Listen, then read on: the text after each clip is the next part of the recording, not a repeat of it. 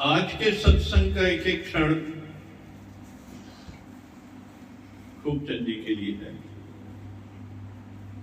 और ये जो एक भाव उत्पन्न हुआ, जो हमारे विजय संत के हृदय में एक ज्योति जगी कि हमें जरूर कुछ करना चाहिए, तो वो आज इस स्वरूप में हमारे सामने है। उनका भी शुक्राना बहुत बहुत है। आने का सबका शुक्राना है और वाकई बहुत खुशी की बात है। पर जीवन में एक चीज को जरूर समझें, क्योंकि अगर हम आध्यात्म को समझते हैं और आध्यात्मिक ज्ञान में जो चीजें हैं सब कर्म की थ्योरी है। हर एक चीज कर्म की थ्योरी, क्योंकि जीवन में जो कर्म करते हैं, इस जीवन में नहीं, पिछले जीवन में, उससे पहले के जीवन में, उसके पहले के जीवन में, वो ग्रहों में एकत्रित हो जाते हैं और समय आने पे फलीभूत होते हैं।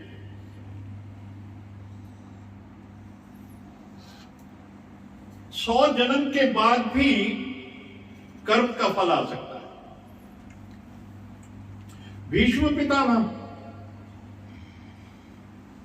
100 जन्म के बाद उनके कर्म का फल आया था, क्योंकि वो जब जा रहे थे और उन्होंने एक तीर से एक कीड़े को उठा के फेंका, तो वो किस तरीके से कांटों पे पड़ा रहा 18 दिन, और इसी तरीके से इनका अंत भीष्म पितामह का 18 दिन उनको कांटों की छैयों पे, तीरों की छैया पे पड़ा रहना पड़ा, और उसके बाद उनकी मुक्ति हुई। तो जीवन में हम माफिया लें, क्योंकि ये जीवन बहुत ही उन्नत है इनका, और इस जीवन में इनके जो अच्छे कर्म हैं, जो कुछ भी इन्होंने अच्छा किया है, वो आज आपके सामने परिलक्षित है। भगवान बुद्ध के समय में भी अंगुलीमाल थे। अंगुलीमाल कितना वध किए थे, कितनी उंगली, उनको अंगुलीमाल कहा जाता था। और जब बुद्ध की शरणागति में आए और एक बार जब वो जंगल से जा रहे थे भिक्षु वेश में, तो एक बैलगाड़ी में प्रसव वीणा में एक युवती थी, उसका परिवार उसके साथ था। ये वहां से निकले तो वहां के उस व्यक्ति ने कहा कि आप प्रभु कुछ करिए, इसकी बहुत पीड़ा है, इसको पीड़ा से मुक्त कराइए। तो वो पीछे अपने गुरु के पास आए, बुद्ध देव के पास आए, बोले मैंने तो आज तक कोई इतना अच्छा काम किया नहीं है, पर मैं कैसे करूं इसकी पीड़ा हरूं। बोले तुम कर सकते हो, तुम पीछे के कर्म भूल जाओ और तुमने जो इस जन्म में अच्छे कर्म किए हैं, तुम्हारे जो क्रेडिट्स हैं, वो जाके तुम उसको समर्पित कर दो। तो अंगुलीमाल ने जाके मंत्रोच्चारण करके अपने सारे शुभ कर्म जितने थे वो समर्पित कर दिए उस परिवार के प्रति, युवती के प्रति, और कुछ समय बाद ही उसे पुत्र की प्राप्ति हुई और उसको पीड़ा से मुक्ति मिली। तो आज हम सब बैठे यहाँ पे, अपने सारे शुभ कर्म हम खूबचंद जी को समर्पित करें। जितने भी हमने आज तक एकत्रित किए वो सब इनको हम समर्पित करते हैं, और वो हम इन पुष्पों के रूप में समर्पित करते हैं। और ना आप करिए ना सर, आप इनको दीजिए ना। विजय हाथ लगाओ ना, तो विजय की ही करनी है सारी जो आज। नहीं चलो चलो, हम वाणी करने से बैठे, थोड़ा थोड़ा हम बीच में सब करते जाएंगे। हम दो चीजें समझे बैठे, अस्तित्व और व्यक्तित्व। व्यक्तित्व हर जीव का अलग अलग है। कोई बिजनेसमैन है, कोई वकील है, कोई डॉक्टर है,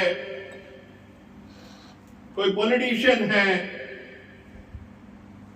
ये सारी हमारे व्यक्तित्व से ही जनित चीजें हैं। ये व्यक्तित्व है जो उसका प्रेजेंट है।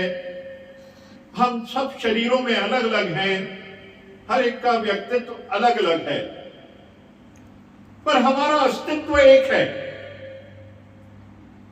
हमारा अस्तित्व एक है। जर्रे जर्रे में है झांकी भगवान की।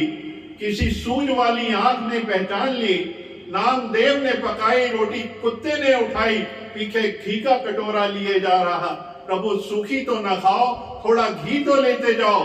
रूप अपना क्यों मुझसे छुपा रहा, तेरा मेरा एक रूप, फिर काहे को हुजूर, तूने शक्ल बनाई है श्वान की, और मुझे ओढ़नी पहना दी इंसान की, और जर्रे जर्रे में है जान। ये हमारा अस्तित्व है। हम सब एक ही परमात्मा के बच्चे हैं। हम सब एक ही घर से आए हुए हैं। व्यक्तित्व जरूर अलग अलग है, पर हम सब एक ही पिता की संतान हैं। तो ये हमारा फर्ज है कि हम अपने भाई के प्रति हमारी सहानुभूति है, उसके प्रति हमारा प्यार है, और उनके इतने आदर्श हैं योग में, उनकी महानता इतनी है कि वो अपने आप कहने की जरूरत नहीं है, क्योंकि उसके लिए कोई शब्द नहीं है जो वो कर रहे हैं। अति उत्तम, और वही उसका जो इनको मिला है आज, वही सब कुछ उनके इस कर्म का मिला है। तो कर्म पे जरूर जाए हम। हमारे इतने सुंदर कर्म, पीछे के भूल जाइए आप, पीछे में क्या था क्या नहीं था, पर आज से हम ये रेजोल्यूशन करें कि कर्म जो करने हैं निष्काम कर्म होने चाहिए, भलाई के कर्म होने चाहिए, दया होनी चाहिए, करुणा होनी चाहिए।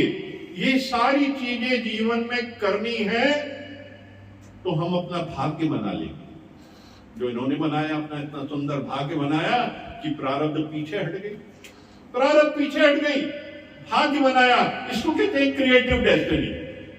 हमने इतना समर्पण किया, इन्होंने इतना विश्वास परमात्मा में, परमात्मा खुद आकर गोदी में बिठाता है। भजन भी संत ने आज जो किया है, और रात के पीछे दिन आए और दिन के पीछे रात ही तो आएगा, क्योंकि रात है इसके बाद दिन आएगा और दिन के पीछे रात आएगी। इसलिए ये जितनी है सब परमात्मा के हाथ में सारी चीजें। इसलिए कभी भी इस बात का जीवन में गिला ना करें कि मेरे साथ ऐसा क्यों हुआ। ये कर्म कट गए हमारे, ये मानो कि ये कर्म कट गए। इस जन्म में नहीं तो अगले में करने पड़ते, अगले नहीं तो उससे अगले करने पड़ते, क्योंकि सारे जीव यहाँ सब कर्म प्राणी हैं हमारे। पुत्र पुत्री, पुत्र वधू, माँ बाप, सब कर्म प्राणी हैं, सब भगवान हैं। सबके लिए हम माफिया मांगे, उनके लिए भी माफी मांगते हैं और इनके लिए भी माफिया मांगते हैं। हम दोनों तरफ से माफिया मांगते हैं कि प्रभु जो भी जाने अनजाने में हुआ, गलती में हुआ, माफ कर, माफ कर, माफ कर, माफ करके हम ये सारे कॉर्ड काटें। मन में कभी भी उद्वेग लेके नहीं आए।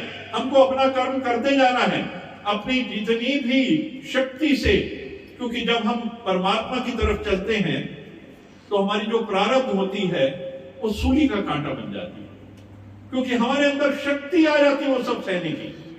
तो हमें वो शक्ति दी उस परमात्मा ने, हम सब ने मिलके, आप सब ने मिलके जिस तरीके से कार्य किया है, ये परमात्मा की शक्ति थी, क्योंकि उसके बिना कुछ हो नहीं सकता। यहाँ सबका प्यार इनके प्रति था, सहानुभूति थी, और इनके रास्ते पे चल रहे थे, और ये जिस रास्ते पे चल रहे थे, इन्होंने जो अर्जित किया है सब उसको समर्पित है, सब कुछ उनको समर्पित है, सब कुछ समर्पित। आज मैं 2-3 प्रश्नों के, संतों के कुछ प्रश्न ऐसे हैं कि जो सारगर्भित हैं और उसको समझना बहुत जरूरी है, क्योंकि इन प्रश्नों में ही पूरा आध्यात्म समाया हुआ है। संत का लखानी जी का जो प्रश्न था कि जो हमारे बुजुर्ग ब्रह्मलीन हुए या परलोक गमन हो गया उनका, तो हम उसको उनकी कृपा कैसे आती, क्योंकि उन्होंने तो शरीर दूसरा धारण कर लिया, क्योंकि गए और दूसरा शरीर धारण हो गया, तो कृपा कैसे आएगी हमारे पास? बहुत उत्तम प्रश्न आपका।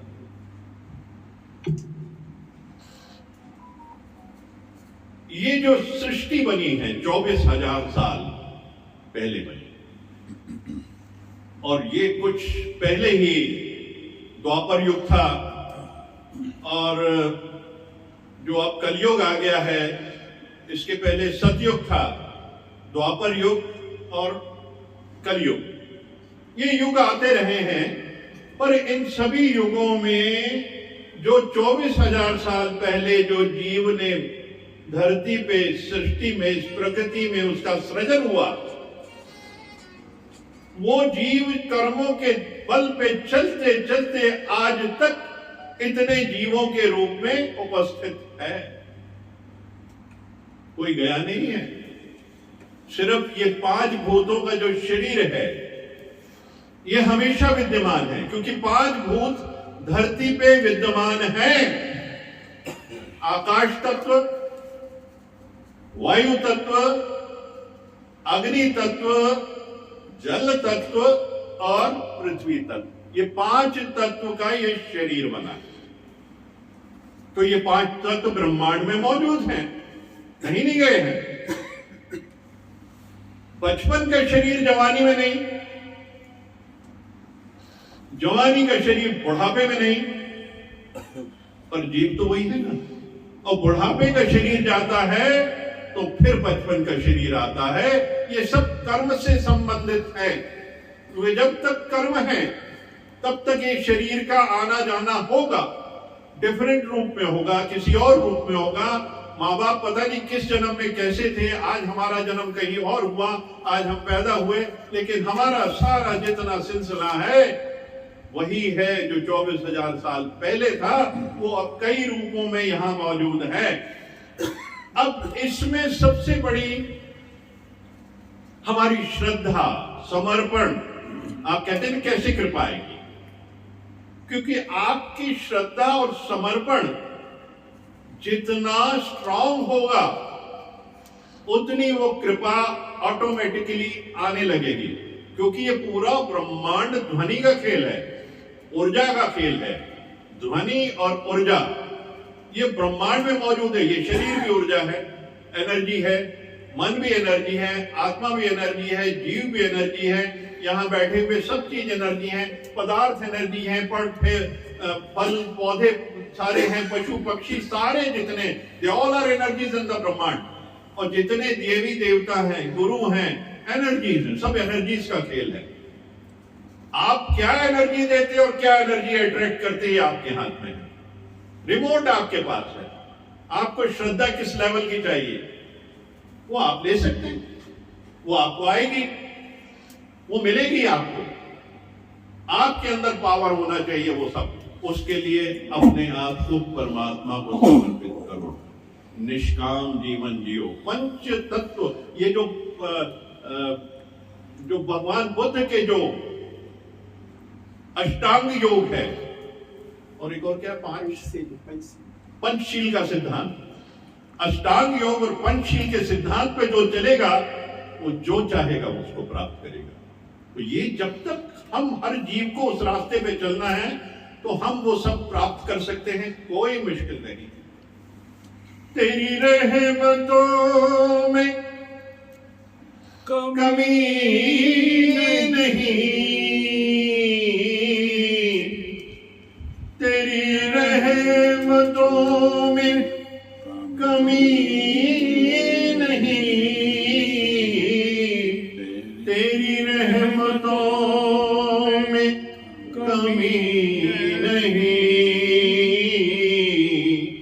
मेरी एहतियात में ढील है, मेरी एहतियात में ढील है, मेरी एहतियात में ढील है। मेरे साथ रब जलील है, मेरे साथ रब जलील है, मेरे साथ रब जलील है।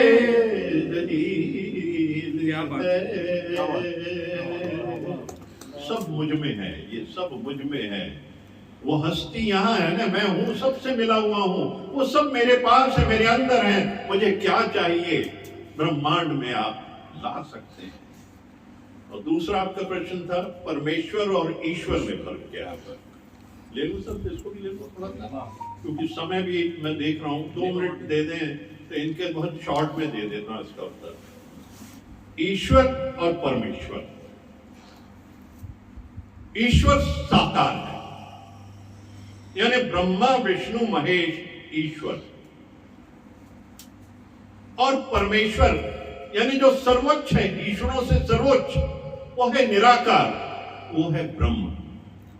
परमेश्वर है ब्रह्म जो निराकार है, और ईश्वर है जो साकार है, वो है ब्रह्मा विष्णु महेश। इसको मैं फिर बाद में और बढ़ा के दूंगा। मेन आपका पॉइंट का क्लियरेंस हो गया। और कुछ इज दैट क्लियर? लखानी संत को बहुत बहुत शुक्रिया जो हमें कभी कभी पढ़ने के लिए मजबूर कर देते हैं, वापस ABCD करने लग जाते हैं, तो बहुत बहुत शुक्रिया इनका। तो आज का दिन हम बहुत मौज में मनाएं और मस्ती में मनाएं। फॉरगेट, जो जीवन में हुआ उसको भूल जाए। होली, इसको कहते हैं होली। होली का तात्पर्य होली, मतलब जो हो गया सो हो गया, खत्म। अब तुम आज का जीवन जियो, आज से आगे चलो। भगवान बुद्ध ने इसको अंगुली माल को ये कहा था, भूल जाओ तुम पीछे, तुम आज से शुरू करो, बस तुम हो ही परमात्मा, तुम हो ही परमात्मा, तुम हो ही परमात्मा। तो हम सब परमात्मा हैं, इसलिए मन में कभी ग्लानि लेके नहीं आना। जो हुआ हो गया, हो गया और हो गया, और अच्छा हुआ जो हमारा एक कर्म और कट गया, हम जीवन में आगे बढ़ जाएंगे और आगे बढ़ जाएंगे। अब आगे जीवन में ये तकलीफ कभी नहीं आएगी, वरना नहीं तो फिर अगले जीवन में आती है और फिर अगले जीवन में आती। हमने यही मुक्ति पाली, मुक्त हो गए। तो ये मुक्ति दिवस है, इसको हम बड़े अच्छे से सेलिब्रेट करें। हाँ भगवान चार लाइन दे दीजिए, क्योंकि हवन भी है। ब्लेसिंग की बात करने के बाद हवन करेंगे, हवन के बाद ब्लेसिंग करेंगे, यहाँ से उड़ जाए हवन करके, फिर वो आगे चले।